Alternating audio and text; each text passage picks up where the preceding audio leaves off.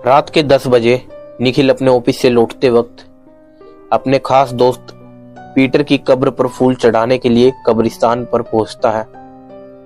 वो कब्रिस्तान के बाहर अपनी गाड़ी लगाता है और एक नजर कब्रिस्तान के ऊपर डालता है और देखता है कि कब्रिस्तान बिल्कुल सुनसान है, वहां पर कुछ भी नहीं है। और तो और जब हवा के साथ वो पेड़ों के पत्ते जब नीचे गिर रहे थे, उनकी आवाज साफ साफ निखिल सुन पा रहा था। इसका मतलब वहां पर बिल्कुल भी शोर नहीं था, वो बिल्कुल सुनसान था।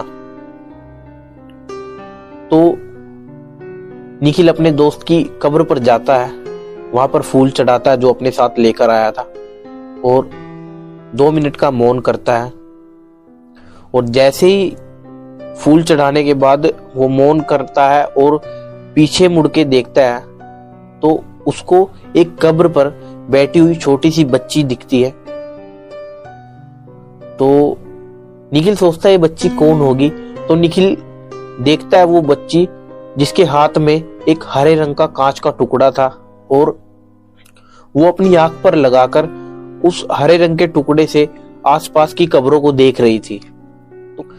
तो निखिल उस लड़की को पहले थोड़ी देर देखता रहा। वो देख रहा था कि कोई इस लड़की के पहचान का कोई आए और इसे अपने साथ ले जाए और ये यहाँ पर क्यों बैठी है। पर ऐसा कुछ नहीं हुआ, वहां पर कोई भी नहीं आया उस लड़की को लेने के लिए।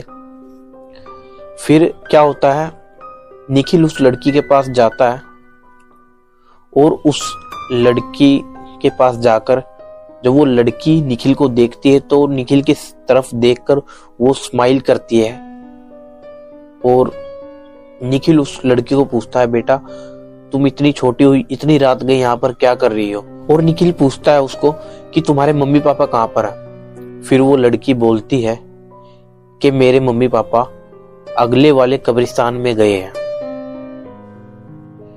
फिर वो लड़की बोली कि वो वहीं पर रहते हैं और वहां से कुछ ही दूरी पर एक और कब्रिस्तान है। तो निखिल ने सोचा कि ये छोटी बच्ची शायद उसी कब्रिस्तान के आसपास ही रहती होगी और निखिल ने सोचा इस लड़की को शायद ठीक से पता नहीं होगा। फिर पूछा कि तुम यहाँ पर अकेली क्यों बैठी हो, तुम्हारे साथ कोई बड़ा क्यों नहीं है। तो फिर उस बच्ची ने बोला कि मेरे पापा मुझे यहाँ पर छोड़कर गए हैं। फिर निखिल ने सोचा कि कैसा घटिया बाप है, अपनी बेटी को कोई इतनी रात गए कब्रिस्तान में छोड़कर जाता है। निखिल उस छोटी बच्ची से इतनी बातें कर रहा था लेकिन उस बच्ची का ध्यान सिर्फ उस कांच के टुकड़े में था और वो एक आंख बंद कर इधर उधर कब्रों को देख रही थी। फिर निखिल ने उस लड़की से पूछ ही लिया कि बेटा तुम इस कांच के हरे टुकड़े में ऐसा क्या देख रही हो इधर उधर। फिर उस लड़की ने ऐसा हैरान कर देने वाला जवाब दिया। उसने बोला कि मुझे गायब होने वाले इंसान दिख रहे हैं इस कांच के अंदर से,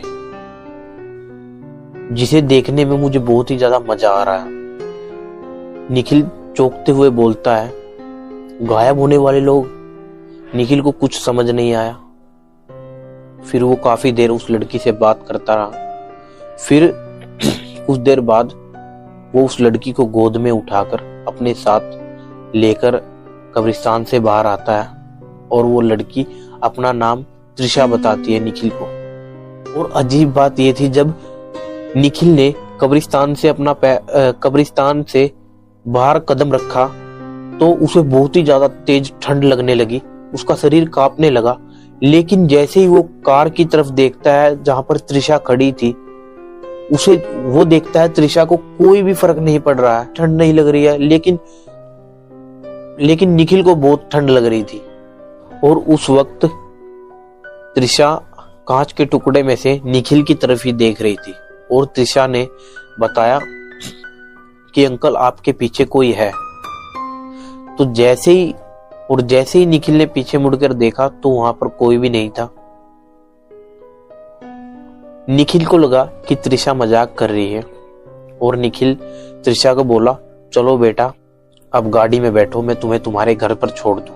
और उसी वक्त त्रिशा बोली कि अंकल आप भी इन गायब होने वाले लोगों को इस कांच से देखो। फिर मयंक बोला कि बेटा मैं बाद में देखूंगा, अभी तुम जल्दी चलो, मैं तुम्हें तुम्हारे घर छोड़ दूं। लेकिन उस बच्ची ने जिद पकड़ ली कि अंकल आपको अभी देखना पड़ेगा कि इस शीशे में से कैसे दिखते हैं ये लोग। बहुत जिद करने के बाद फिर निखिल ने उस कांच के टुकड़े को लिया और अपनी आंख के आगे लगाकर जब कब्रिस्तान की तरफ देखा तो उसकी आंखें फटी की फटी रह गई और उसने वो देखा जो आम इंसान अपनी खुली आंखों से भी नहीं देख सकता। उसने देखा जो कब्रिस्तान अभी सुनसान था, जहां पर कोई भी नहीं था, वहां पर अचानक से बहुत सारे लोग चलते फिरते दिख रहे थे और उनमें से कुछ लोग तो निखिल की तरफ ही देख रहे थे।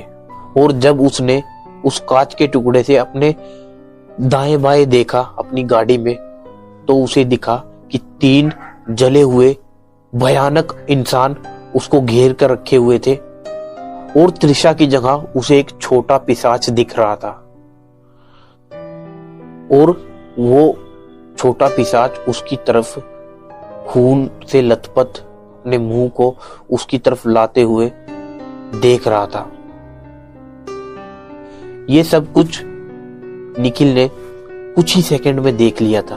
वो अपने साथ किस बला को उठाकर ले आया, ये सोचकर वो बहुत ही ज्यादा डर गया और वो बिल्कुल ही अपने होशोवास खो बैठा और अपनी जान बचाने के लिए कार से निकलकर भागने लगा। तभी उसे एक शैतानी हंसी सुनाई दी और थोड़ी देर में पूरे कब्रिस्तान ने निखिल की एक बहुत ही ज्यादा दर्द भरी चीख सुनी, क्योंकि वो छोटा पिशाच निखिल की पीठ पर बैठकर और उसने अपने 2 इंच लंबे दांत निखिल की गर्दन में गड़ाए हुए थे और उसने निखिल का सारा खून चूस लिया।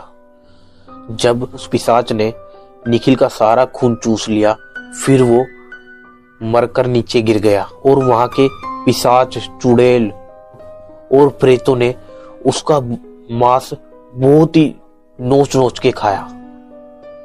जी हाँ, निखिल का मांस उन पिशाचों ने नोच नोच कर खा लिया वहां पर। ठीक है दोस्तों, चलता हूं। अगर आपको मेरी ये स्टोरी पसंद आई तो प्लीज मेरे चैनल को सब्सक्राइब करें और बेल आइकन को दबाएं, जिससे आपको सारी वीडियोस के नोटिफिकेशन आपको मिल जाए।